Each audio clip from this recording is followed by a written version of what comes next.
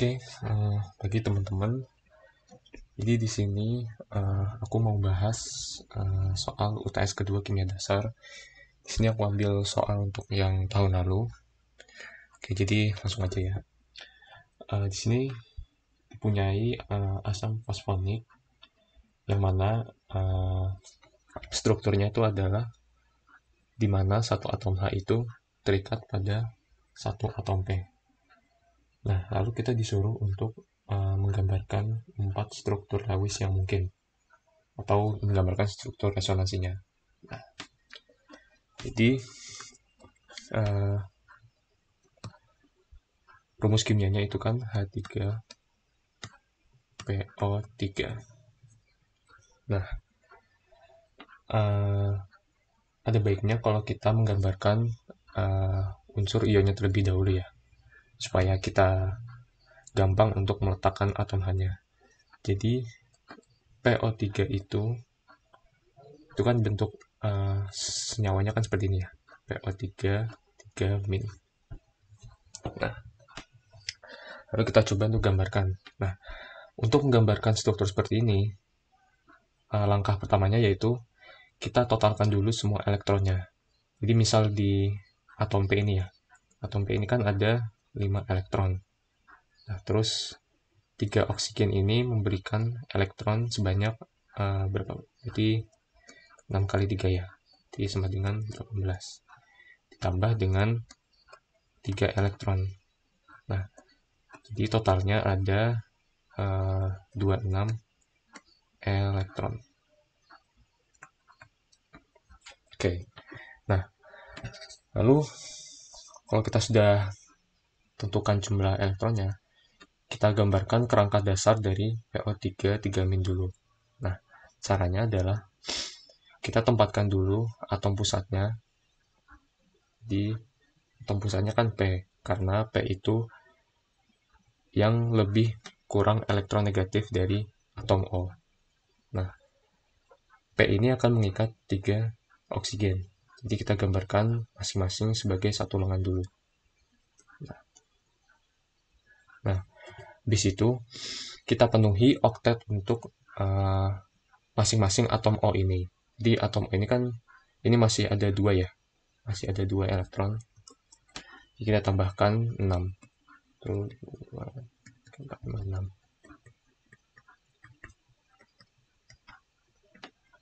Nah, di sini oksigennya kan udah oktet semua nih. Jadi total elektron yang di sini ada berapa dulu? Kita hitung dulu. Nah, di sini ada 6, ada 6, ada 6. Berarti ada 18 ditambah dengan elektron pada ikatan ini. Berarti ada 6 juga, berarti 6 ditambah 18, 24. Nah, kita tambahkan 2 lagi di sini.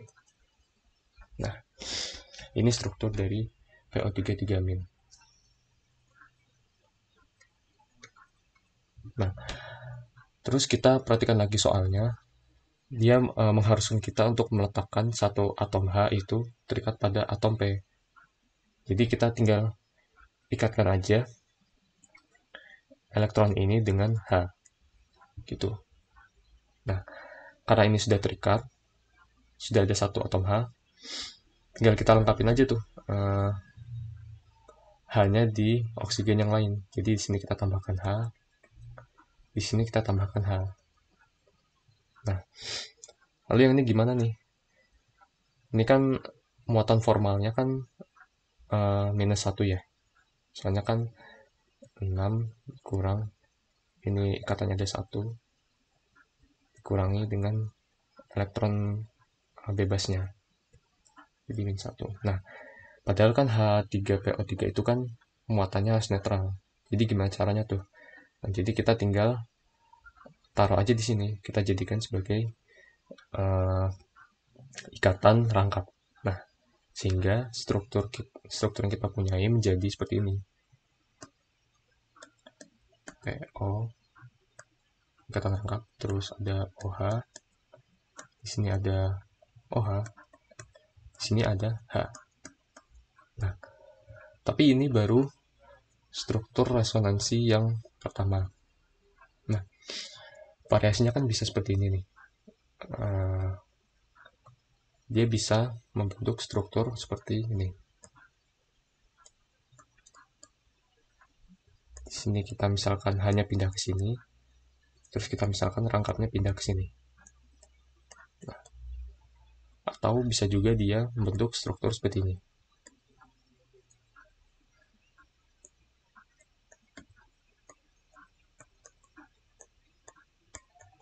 Di sini H.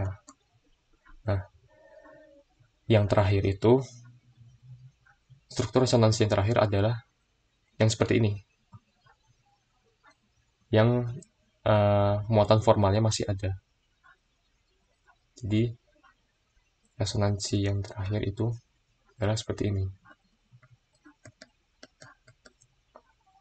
Oke, H, terus OH, dan OH. Nah, kita bisa cek bahwa struktur yang ini itu muatan formalnya masih 0. Kita coba cek ya. Di sini kan muatan formalnya tadi minus 1. Nah, di P ini muatan formalnya ada berapa? Muatan formalnya itu kan dari elektron valensinya ya. Berarti kan elektron valensinya ada 5 dikurangi elektron bebasnya ada 0. Terus elektron jumlah lengan ikatannya ada 4. Berarti plus 1. Nah, ini dengan ini saling menyeimbangkan. Jadi totalnya adalah 0. Nah, jadi ini adalah struktur resonansinya. Jadi langkahnya pokoknya yang jelas, kalau misalkan berbentuk asam seperti ini, kita mending gambarkan dulu anionnya. Nah, anion yang seperti ini. Terus setelah aku tulis aja di langkahnya. Oke, jadi langkah pertamanya itu kita totalkan terlebih dahulu elektronnya.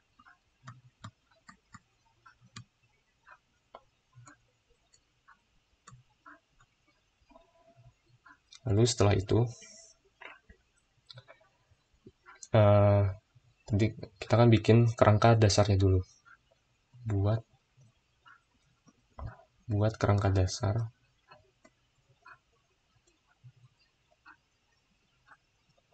Di mana lengannya itu lengan satu semua ya. Jadi lengan ikatannya itu masih lengan satu kayak gini. Belum lengan rangkap. Nah, setelah itu kita lengkapi oktet untuk atom-atom yang berikatan. Nah, kalau sudah oktet semua, tinggal kita pastikan jumlah elektronnya sudah sesuai. Total elektronnya sudah sesuai. Oke. Nah, jadi rangkanya seperti itu. Nah, ini resonansinya adalah seperti ini ya. Oke. Terus soal yang B, kita coba lihat. Di antara 4 struktur pada jawaban A, struktur Lewis mana yang lebih menggambarkan H3PO3 yang sebenarnya? Berikan penjelasan singkat. Oke. Jadi gini,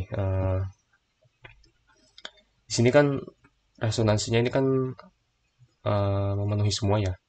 Soalnya muatannya kan semua netral. Nah, jadi struktur resonansi yang paling mendekati aslinya adalah struktur yang mana jumlahnya lebih banyak gitu. Nah, sini ya.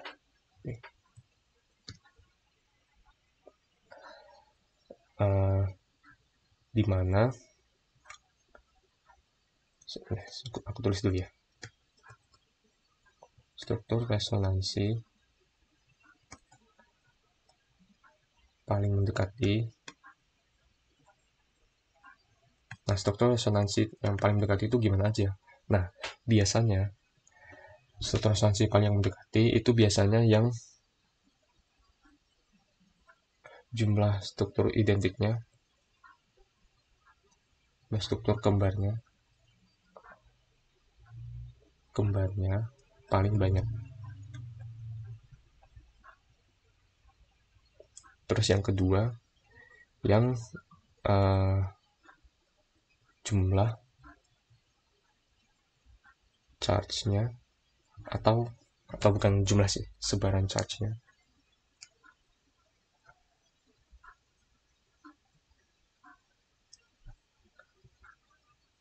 Atau gini deh, bukan gitu ya. Gini aja. Yang nilai dari nilai mutlak dari formal charge-nya paling kecil. Oke, jadi kita cocokkan ya dari dua aturan ini. Nah, di sini kan kita bisa lihat kalau dari 4 struktur resonansi ini, struktur yang memiliki ikatan lengkap ini, itu kan yang paling banyak jumlahnya nih. Ada 3 sendiri ya, ada 1, ada 2, ada 3. Nah, jadi kemungkinan besar ini yang mendekati aslinya. Terus gimana lagi syarat tambahannya? Nah, syarat tambahannya itu adalah jumlah mutlak dari formal charge-nya paling kecil. Nah, kalian bisa lihat nih, di sini ini kan formal charge-nya itu kan 0 semua ya. Jadi di sini 0, di sini 0, 0, di sini juga 0. Nah, sedangkan di sini ini kan ada plus 1 dan min 1 ya. Jadi total formal charge-nya itu yang dimutlakin adalah 2. Nah, jadi kan ini kurang mendekati aslinya nih. Nah, jadi kita bisa tahu dari sini nih. Jadi struktur yang paling mendekati aslinya adalah yang memiliki ikatan rangkap. Jadi struktur yang paling mendekati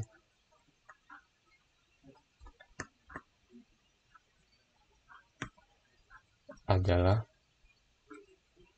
struktur yang ini.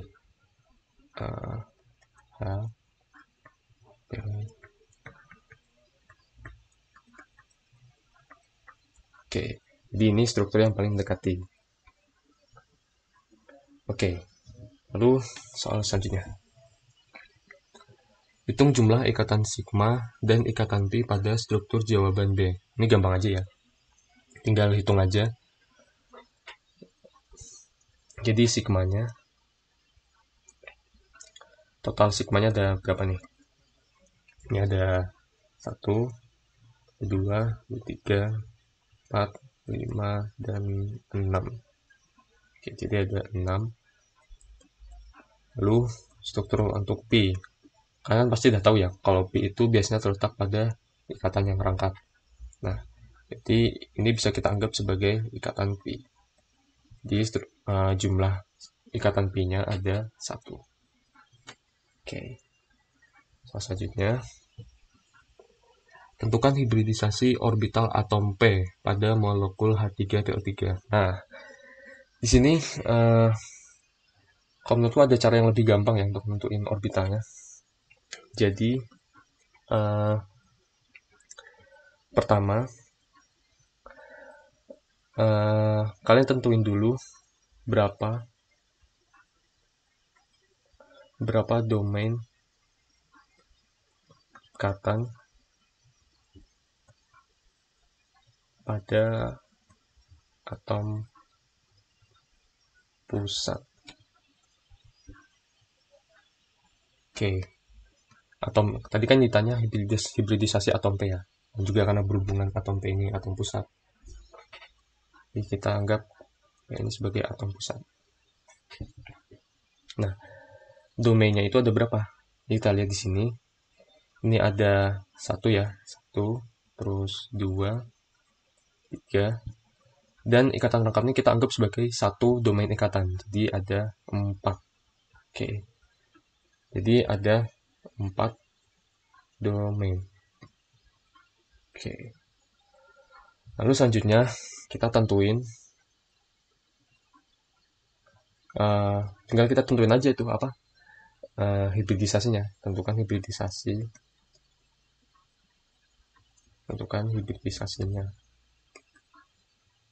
Nah, hibridisasi tinggal nyesuaiin aja sama jumlah angkanya. Jadi angkanya ada 4 ya. Kalau 4 berarti kan kita tulis S, P3. Nah, ini aja. Gitu. Jadi total hurufnya kan anggap aja ini jadi kayak gini loh. S, P, P, T. Jadi kan totalnya ada 4. Jadi jumlah, ini aja deh jumlah hurufnya.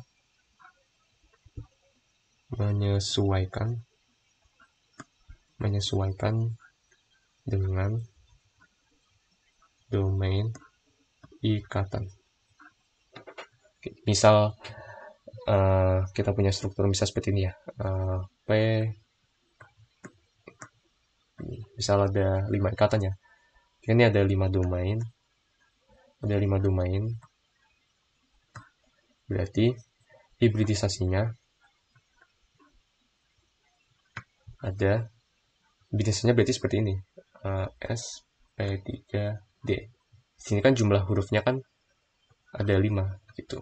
Jadi tinggal nyesuaiin aja huruf sama domain ikatannya. Nah, itu cara yang gampangnya ya buat nentuin hibridisasi atom. Oke. Selanjutnya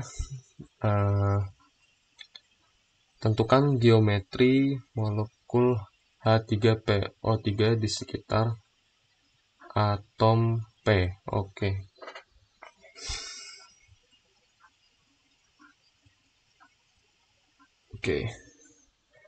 Jadi kita disuruh menentukan geometri di sekitar atom P. Jadi masih berhubungan sama domain elektron. Di sini kan kita punya 4 domain ikatan. Nah, 4 domain ikatan ini berarti geometri apa? Kalau kalian masih ingat, 2 domain itu geometrinya adalah linear. Kalau 3 itu trigonal planar. Dan kalau 4 domain itu geometrinya adalah tetrahedral. Nah, jadi bisa kita simpulin bahwa geometri di sekitar atom P adalah tetrahedral. Oke, untuk selanjutnya, apakah H3PO3 bersifat polar atau non-polar? Nah, ini gampang juga ya. Misalnya kita lihat lagi nih struktur molekulnya.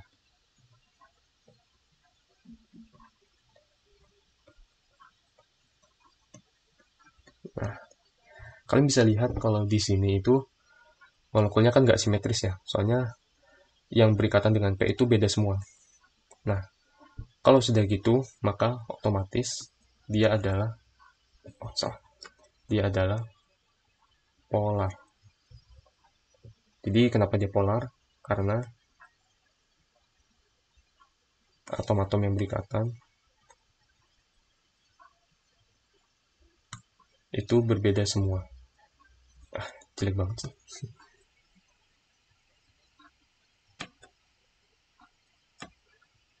Tuh. Jadi kalau atom yang berikatannya sama semua ya gitu, misal CH4,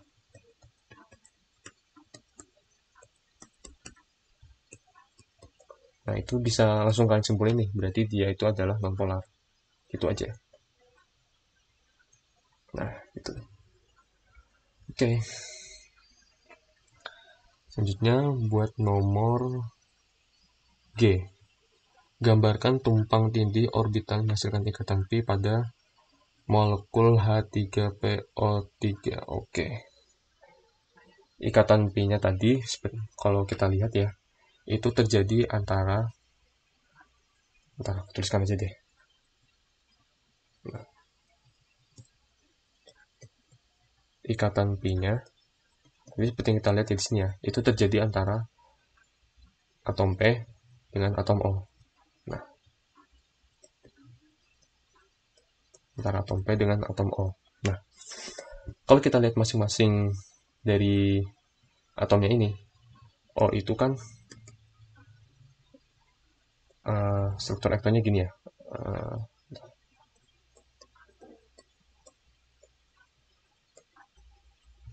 2p6 tuh.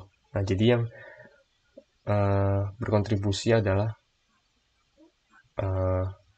orbital p. Begitu juga dengan atom p ini. Jadi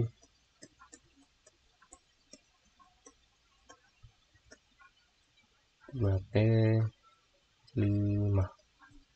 Oke. Nah, jadi ikatan p itu terbentuk antara ikatan p itu terbentuk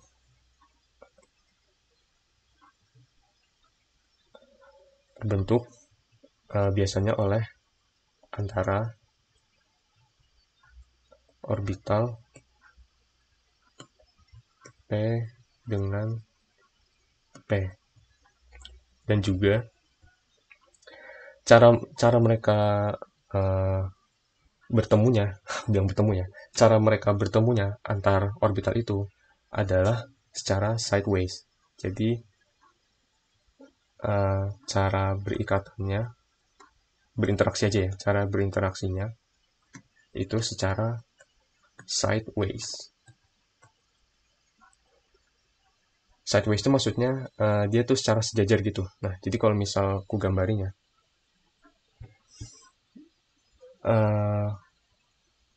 oh ya sebelumnya kan, oh ya ini ada salah juga ya, ada ralat.